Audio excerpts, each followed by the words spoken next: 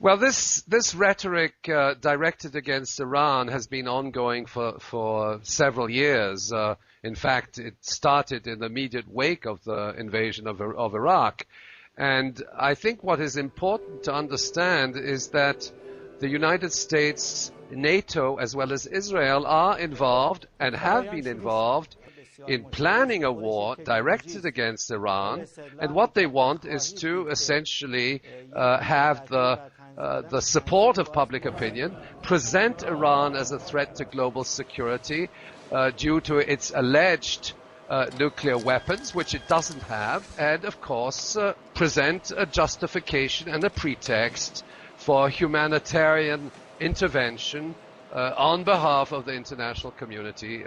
What I think people have to understand is A, Iran doesn't have nuclear weapons, and B, there are a number of European countries which are considered to be non-nuclear states which have nuclear weapons, and I'm talking about Belgium, Holland, Germany, Italy, and Turkey. These are 5 non-nuclear states which have nuclear weapons made in America, stationed in their military bases, and these are, in fact, targeted at Iran. It's a clear case of distortion and double standards. It's to build a war pretext incident, and I think what is very serious here is that if any kind of military action directed against Iran will immediately lead to escalation. Namely, at the moment we have 3 distinct war theaters in the Middle East.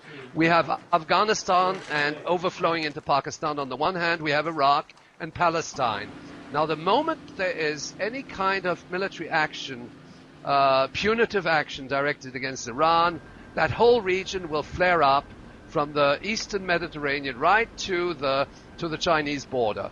And we must also understand that this action against Iran is also indirectly targeting 2 main countries, China and Russia, which have extensive military cooperation agreements with Iran. And consequently, this has to be understood as part of a global war. If there is an attack on Iran, I think we must understand that we are potentially in a World War III scenario.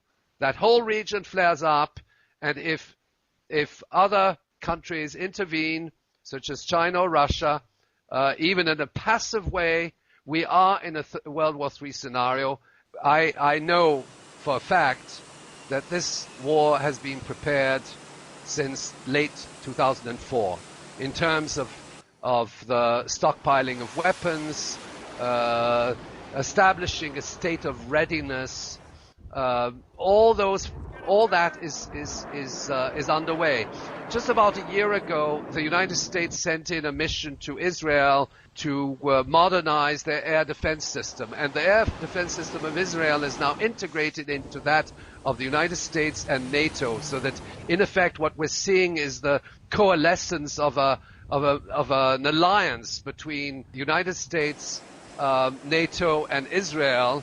It's a formidable force in terms of capabilities. The issue is that U.S. military planners are often unaware of the broader consequences of their actions. They defined back in 2002, 2003, the notion that U.S. tactical nuclear weapons, what they call the mini nukes, are harmless to the surrounding civilian population. In fact, the Senate then approved the use of these tactical nuclear weapons in a conventional war theater, and they said they could in fact be used. They could be used on a preemptive basis against Iran and even against other countries. So that what the nuclear doctrine is telling us is that we can actually use these nuclear weapons as humanitarian bombs, because civilians won't be affected. The only thing we're going to do is to go after the bunkers it's a bunker buster technology. And so that it's an extremely dangerous crossroads in which we are today. the United States has launched a military adventure at the global level with its NATO allies. And those who decide on these military actions believe their own propaganda. They actually believe that they're going to make the world safer by waging a nuclear attack on Iran. And they also believe, they may also believe that Iran is a threat. And so that the whole propaganda ploy, which is presented in the Western media, has got completely out of whack. It's a propaganda ploy which justifies actions which could be devastating. We have a situation where the major political figures like Obama or Hillary Clinton are in the diplomatic arena attempting to build this consensus.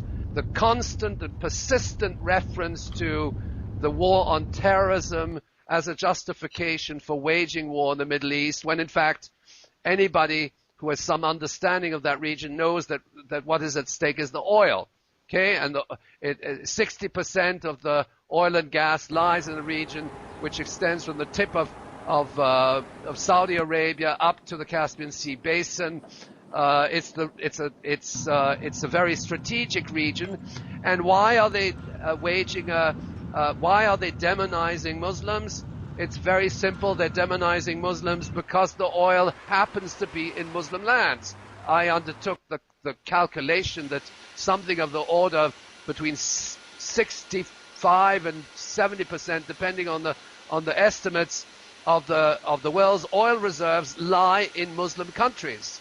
So that is why we demonize. That's why they demonize the Muslims, present them as enemies of the Western world, and ultimately, if those lands had been inhabited by Buddhists, they would have demonized the Buddhists. So that we're in a situation where we have a war of conquest. It's the conquest of oil and gas reserves. The United States of America has less than 2% of the global oil and gas reserves. That region, strategic region, has something of the order of 60%. And Iran has approximately 10% of global oil reserves, 5 times those of the United States of America.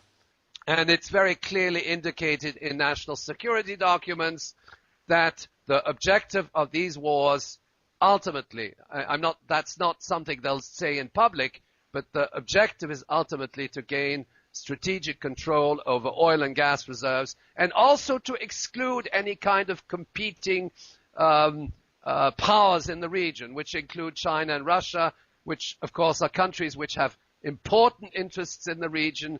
They're also involved in the oil industry in a very pervasive way, and the idea is not only to make sure that we control that region, but also that we exclude any kind of possibility that countries in that region could trade or have international cooperation agreements with countries like China or Russia.